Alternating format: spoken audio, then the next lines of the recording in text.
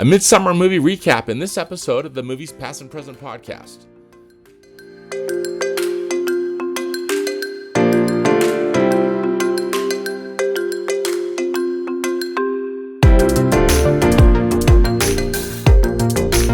Hello and welcome to the Movies Past and Present podcast. It's July 10th, 2025, and this is episode 133. I'm your host, Stanford Clark, and I'm podcasting from the Crossroads of the West in beautiful Salt Lake City, Utah.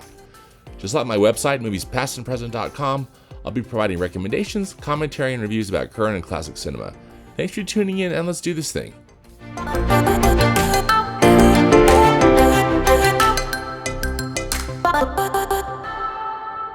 We are just about halfway through summer, and I thought I'd do a quick review of the movies that I've seen that have opened up in the past few weeks, and maybe also tell you some ones that I haven't seen. It all started Memorial Day weekend with what was named Stitch Possible Weekend. And I know I've talked about this in a previous podcast, but over Memorial Day, two big films opened up. First was from Disney. It was their remake of Lilo and Stitch. And then also open was Mission Impossible, The Final Reckoning. So Stitch Possible Weekend actually was a lot of fun. Both films did really well at the box office. Lilo and Stitch, I loathe these Disney remakes. I think they're so creatively bereft, and with so much creativity that's available at the Walt Disney Company and the Walt Disney Studios, I think it's really sad that all they're doing is remaking their animated films. However, Lilo and Stitch was cute. I think it was appealing to families. And it wasn't terrible, but I think that the practice of remaking all of their animated catalog is terrible. So anyway, there's that. Mission Impossible: The Final Reckoning. Also done a podcast about that. Did a deep dive with Darren Lundberg about it. It's it's a long film, 3 hours. I thought the first hour was an absolute bore, and then the last 2 hours were absolutely thrilling. So, but then, your results may vary. It's still worth seeing on the big screen if you can. And those last 2 hours, as I said, they're pretty exciting. The underwater stuff, and then the crazy flying scenes that they do in that final act are just really unbelievable and really great. So. There's that.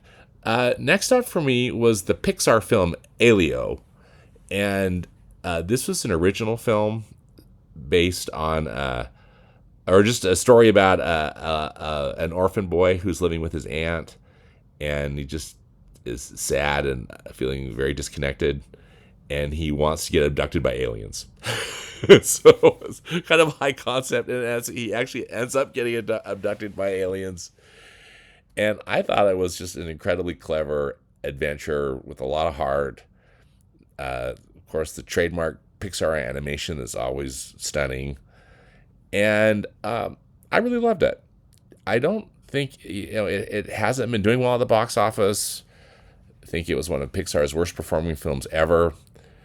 And I don't think that box office will probably pick up for it. This can be attributed to any number of things.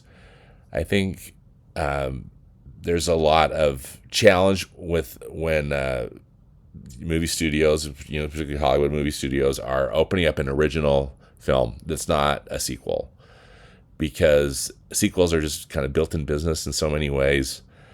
I think it takes a special level of interest in marketing and also just the way that the film is to get the kind of interest. I don't think that Elio's going to, perform well over the summer, which is sad because I think it's a terrific family film and just really great. So anyway, that's a bummer, but I recommend seeing Elio if you get a chance. You can find it playing anywhere. Next up then was F1, which was I think it's just absolute knockout and the perfect summer movie. It's the Brad Pitt racing movie. It's really kind of a big commercial for Formula One car racing. In fact, they even used the F1 logo in the movie's marketing. But this film is directed by Joseph Kosinski, who brought us Top Gun Maverick And this guy knows how to do action films. The editing and sound in this film is just terrific. Uh, it's Hollywood, but in all the best ways. I'll keep it spoiler free, but it's an exciting film, really well made, and just a ton of fun. So I would highly recommend F1 and see it on the biggest screen possible. All right. I also have seen How to Train Your Dragon, which now DreamWorks is going to be in the game of remaking their animated films into a kind of a live action CGI hybrid. Uh, you know, this was not a bad film, but again, I hate this practice. And what's kind of sad about it is that the director of the animated film How to Train Your Dragon is the guy who directed this one. So, it's the same movie, but you just get to see, actual human actors interacting with these CGI dragons and CGI everything else. Maybe there were some practical sets made, but I think the whole thing was CGI. So, again, what's the point? What's the point other than to make money? So, again, it's not a bad movie, but just what a disgusting practice. Okay, then, which leads us to our last film of our quick summer, our midsummer movie recap, which is Superman. Superman opens up tomorrow on July 11th. I got to see an early screening of it this week. This is from director James Gunn. James Gunn wrote and directed this film. He's the guy responsible for the Guardians of the Galaxy movies that were done for Marvel Studios. And James Gunn has been hired to, he formed what's known now as DC Studios, so, DC Comics, the other big comic house in the U.S., again, kind of competitor of Marvel, right? And so this is the first feature film that James Gunn has done under this new DC Studios banner, and it's really a launch of now, I think that's what people are calling like the DC cinematic universe or whatever you want to call it. But regardless of all that, I just thought this movie was so much fun. It's zany. I mean, it's truly a comic book come to life. It's not really, it's not serious. I mean, there's so much crazy stuff going on and so many interesting and fanciful characters. It's a comic book. It's a comic book. So, in the best sense of the word, and the performances are great. There's just absolutely terrific chemistry with the actors, and I had just a lot of fun. So, I think if you could just if you like a good comic book movie, and also you like the character of Superman, I felt like that they really made Superman a very likable and noble character. And not that he hasn't necessarily been in some of these other films, but I just particularly liked how James Gunn put this all together, and again, just terrific performances from all the actors. So I'm going to be doing more of a deep dive about Superman and other Superman movies coming up soon on the podcast, so stay tuned for that. But if you like comic book movies, I would definitely go see this new version of Superman. Really, really fun. There's a few movies that I didn't see. I didn't get a chance to see Karate Kid Legends, which is that Karate Kid sequel kind of thing, starring Jackie Chan. I wasn't necessarily against it. I just didn't get a chance to see it, and maybe I'll see it on streaming. We'll see. I also have missed The Phoenician Scheme, which is Wes Anderson's latest kind of art house film. I heard if you like Wes Anderson movies, you're going to like it, which I do. So I'm hoping to get to see it, but I haven't seen it. Sadly, I also missed Materialists, a romantic comedy. I hope to see that on streaming. I missed some horror movies, which I probably wouldn't see anyway. 28 Years Later, Megan 2.0, or I'm not sure how you're supposed to say that since She's got that 3 for the E. But anyway, and then I also intentionally have missed Jurassic Park Rebirth. I'm not planning to see this movie. I think these Jurassic Park sequels have just been dogs. The original Jurassic Park was so fantastic, and I think still holds up incredibly well.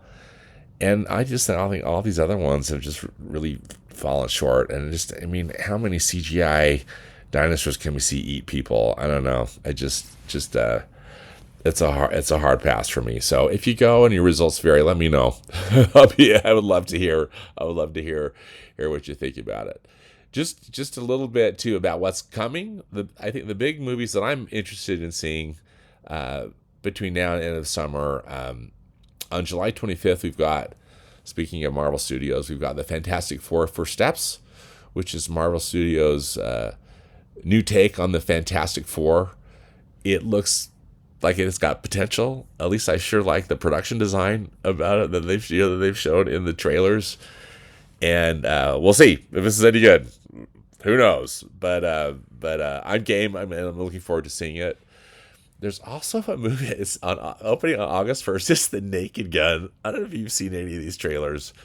So, back in I think it was the 80s. Sorry, I'm not sure on the date. Leslie Nielsen starred in these Naked Gun movies, which were so funny. These just spoofs on police and action movies, and they're back at it again. I don't know much about the creative team. I just seen one of the trailers and I just laughed heartily. I thought it looked really funny. It stars Liam Neeson. So again, the same sort of thing, because in the first Naked Gun movies, Leslie Nielsen, who was always just known to be a very serious actor, played in this comedic role and really killed it. And so same thing with Liam Neeson. We'll see how it goes. I hope it's funny and not just gross. So stay tuned for that. And then Disney has got a sequel to their Freaky Friday movie that was made years ago with Lindsay Lohan and Jamie Curtis. They're calling it Freakier Friday. Lindsay Lohan and Jamie Curtis return. You might have seen the trailers for it. It looks like Lindsay Lohan has her character is now a mother, and so somehow her daughter and another woman, and I don't know who she is, if she's a friend or what, but there's going to be more kind of the spirit body swapping stuff going on, and it looks like it could be funny. So anyway, let's hope that Freaky Friday is good. That opens up on August 8th. So stay tuned. I will keep you posted on what I think of these films coming up.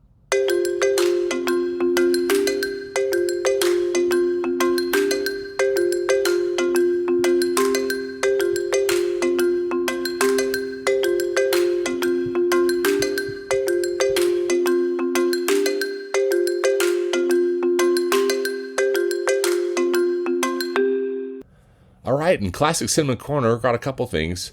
First off, Turner Classic Movies, TCM continues to always kill it. They've got such fun programming that they do.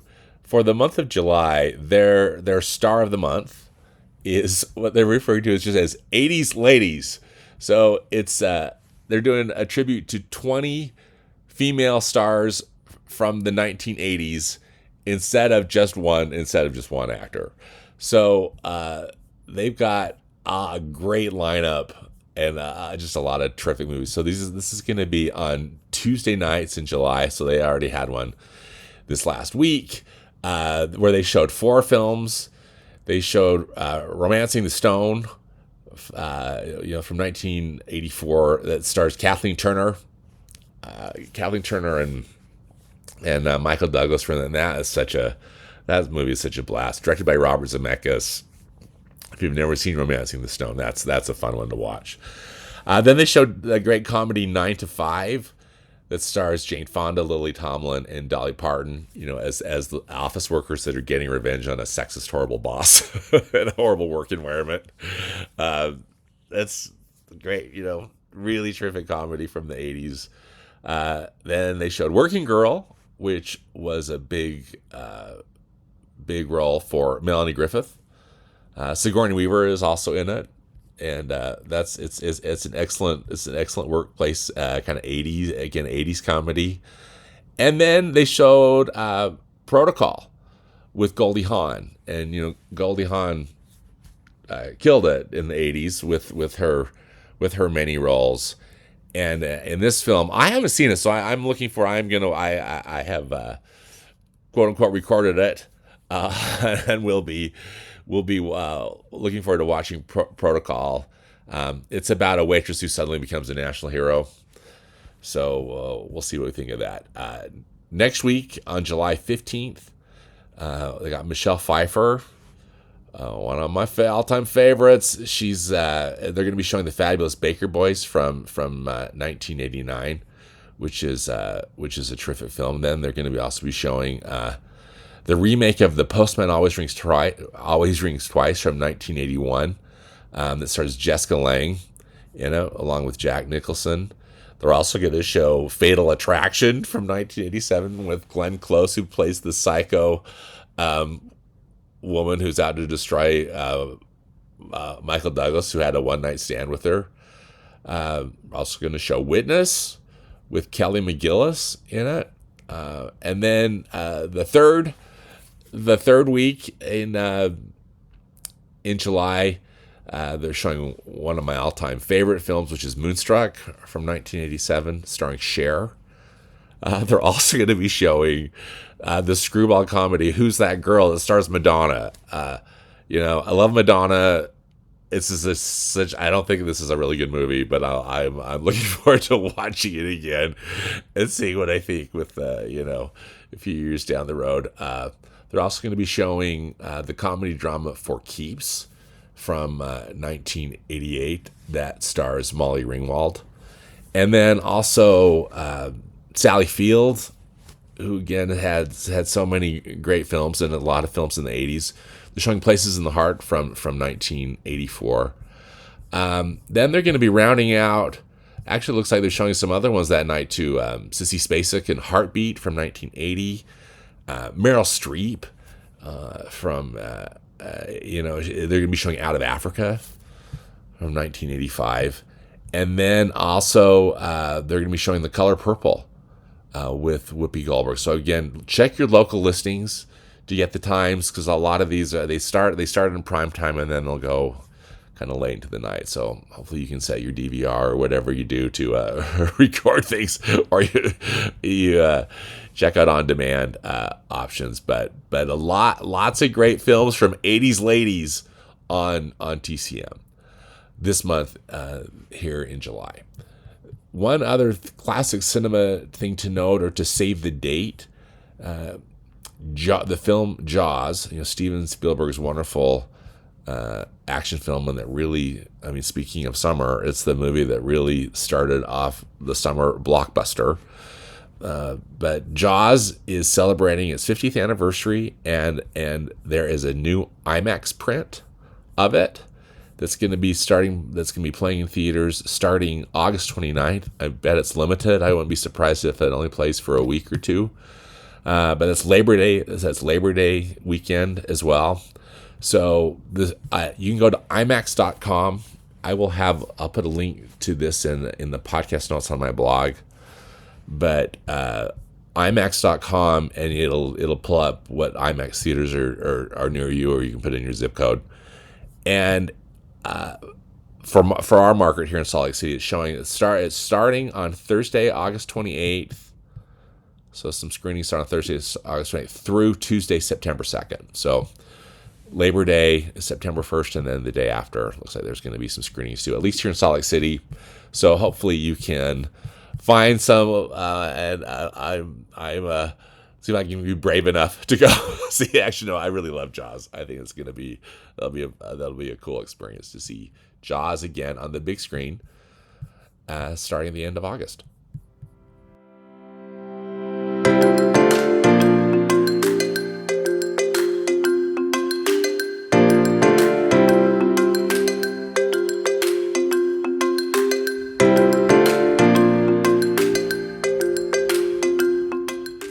Well, that does it for this episode of the Movies Past and Present podcast. Subscribe to the podcast where you listen to your podcasts, And follow me on Instagram. I'm at moviespap, as in past and present.